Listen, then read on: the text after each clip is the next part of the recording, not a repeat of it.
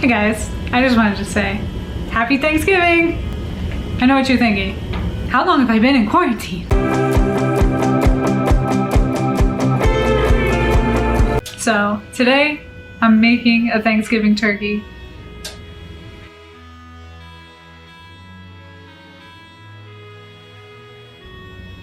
I'm making a Thanksgiving turkey because I need more room in my freezer for all the Butcher Box meat that I got in the mail. So Butcher Box is a monthly subscription of meat. I know. Sounds sexy. Every month I get a box of meat. It's like about 15 pounds, maybe more, of meat. Costs about 150 bucks for their custom package, so I get to choose what kind of meats and stuff I want. All the beef is grass-fed, all the chickens are free range, all pork is pasture raised, and when they have fish, it's the wild caught fish. So everything is great quality that comes from Butcher Box. I highly recommend it. It's got many benefits. Number one, it comes to your doorstep, so perfect for social distancing. And number two, the quality is great, and the prices are going up in the grocery store because everyone's buying everything. And sometimes it's hard to find stuff in the grocery store. I know my friend had to pay $7.99 for a pound of chicken, and it wasn't even organic. So I'm going to be adding a link in the bottom of this video. It's a referral link in case you want to try this service out. They're not paying me or anything to say this. It's just one of my favorite things that I use, so I figured I'd share it with you guys. I don't want to go on a rant here, so let's get back to cooking turkey. I'm going to show you just how to simply roast a turkey. I'm not doing anything super fancy. Okay, so here I have my compound butter. Compound butter is nothing fancy. It's just butter with stuff mixed in. I have salt, pepper, some fresh herbs chopped up. I just had some rosemary, sage, and thyme lying around, so I threw those in there. And some shallot cut up in there. And all you're simply going to do is mix it up.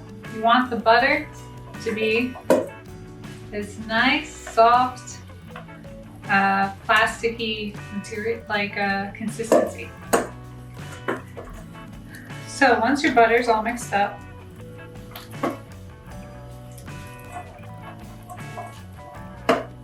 that's when you're gonna get to the fun part.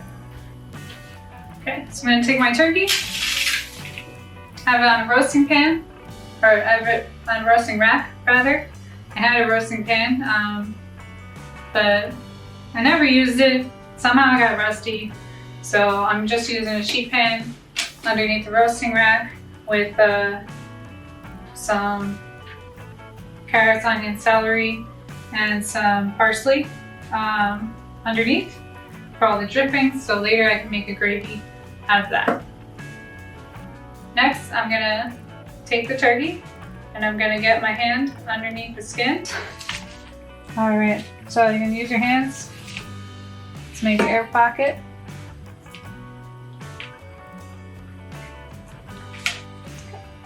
So what getting your hand under here does is it puts air in it, and what putting fat in there does, it helps really get a nice brown on the turkey skin.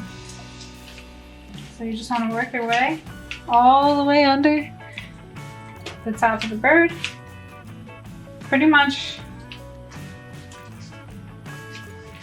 all over the turkey breast. I'm gonna go as far down and up as possible. I'm even gonna try to go in at the drumsticks. You can also do this with a Cornish hen. Try your best not to rip the skin.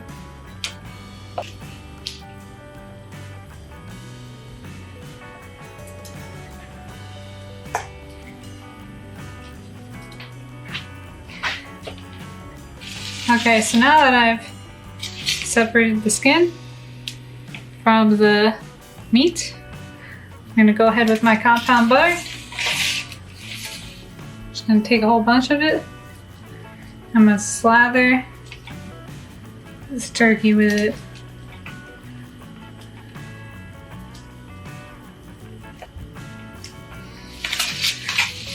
You can see I'm leaving the butter pretty thick, right?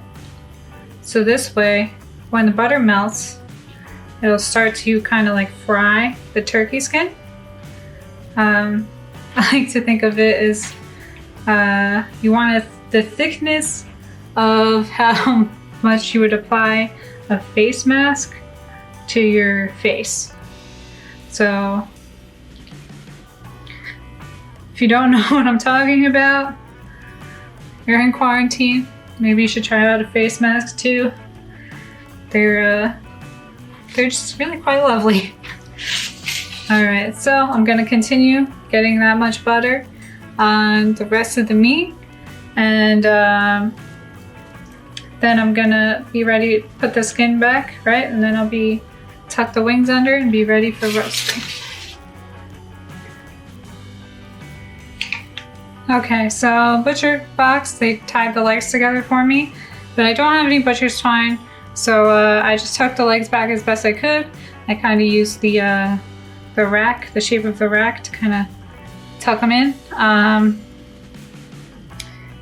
You know, just try to tuck them underneath the bird as best as possible if you don't have any butcher's twine. But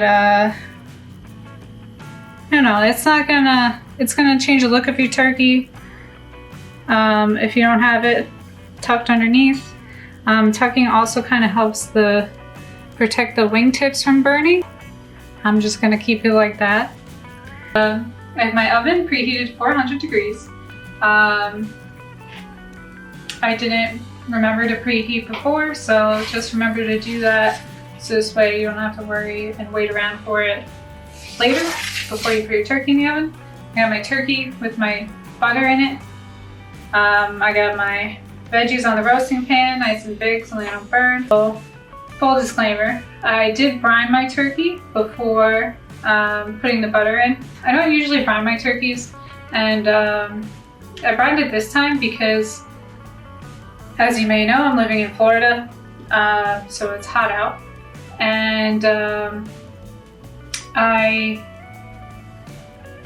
was defrosting my turkey, and I was concerned that it wasn't all the way defrosted yet on like the second day. I was thinking, in my brain, I'm thinking, well, if I add salt to it, number one, that's gonna help it keep it from going bad.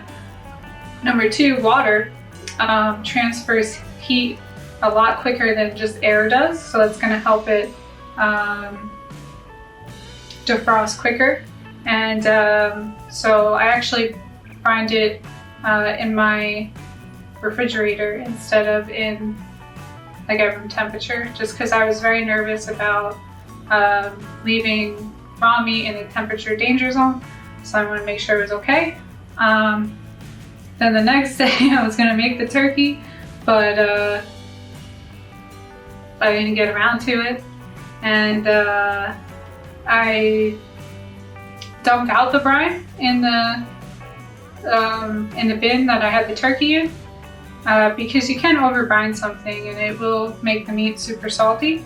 So then I just left it in the fridge in the bin for actually like two days because I just didn't get to it, which actually helped dry out the skin a little bit, which is actually good for roasting. So even if you're not brining, you should kind of let your turkey air dry a little bit so it can the skin can get a little moisture out of it.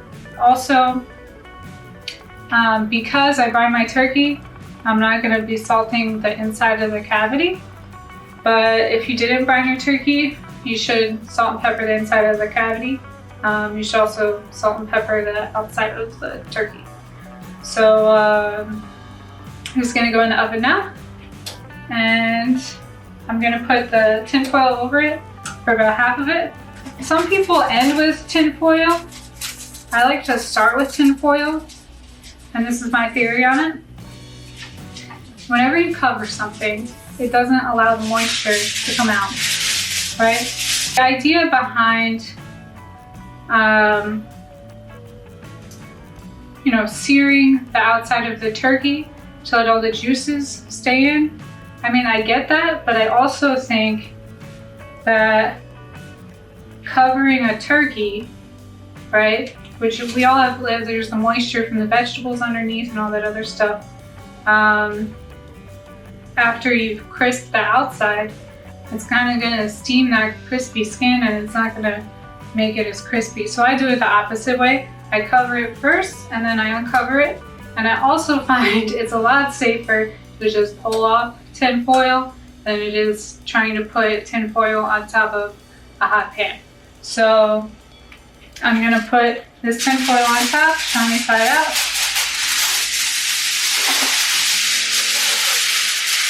All right.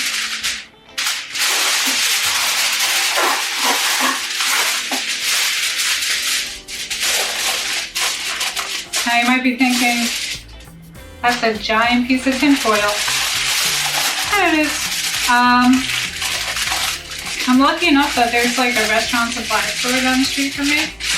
So I always buy the giant plastic wraps and the giant tin foils. I'm also using the tin foil for my hydroponics garden.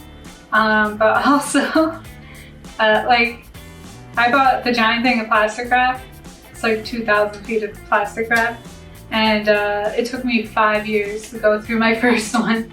So, you know, it's great to have around. And I also like that it's heavy, so you're not struggling with like the back and forth between the, you know, trying to pull it out and then it rips and then you have to find the edge.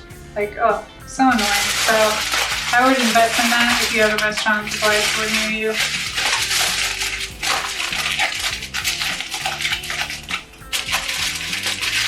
No, that was off topic. Okay, so I'm gonna put the tin foil on top.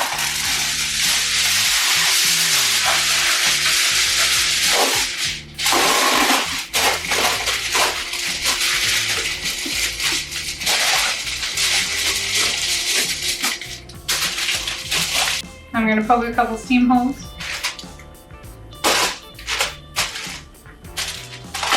Not into the turkey. I'm going into the oven. Okay, so it's been about 2 hours now. I probably need another hour and a half or so of cooking for my turkey. So I'm just going to take off the tin foil and then I'm gonna baste it with my leftover compote butter or compound butter that I made before, and I just melted it so I can easily baste the turkey with it. Be careful when taking it off. The steam's very hot.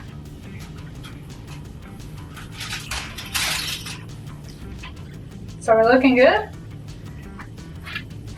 Now I'm going to take my butter and baste my turkey.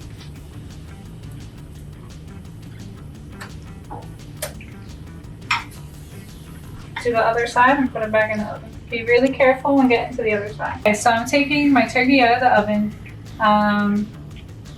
It didn't get as brown as I like it to. So I did a little, the meat is done though, so I don't want to overcook the meat. So I did a little experiment and I thought, hey, if the meat's already done and I just need to crisp up the outside, why don't I just try to blowtorch it? So I did, and I got some pretty good crispiness on the outside. So now I'm just gonna take the chicken part out of the oven, the turkey part out of the oven, and blowtorch the whole thing.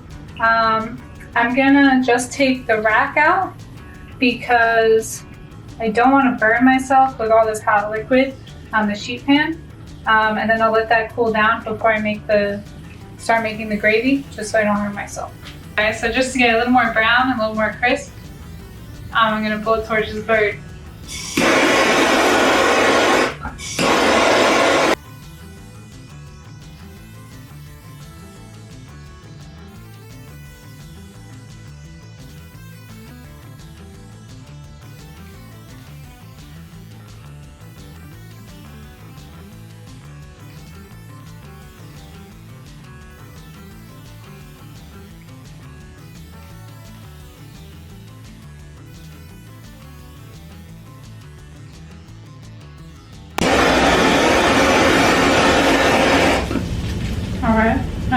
fun. No, stop. It's like a haircut. You can't put it on, but you take it off. Alright, so I'm gonna still have it coming out of the oven aside from blow torching it. So I'm just gonna let this turkey rest for a while before I cut into it.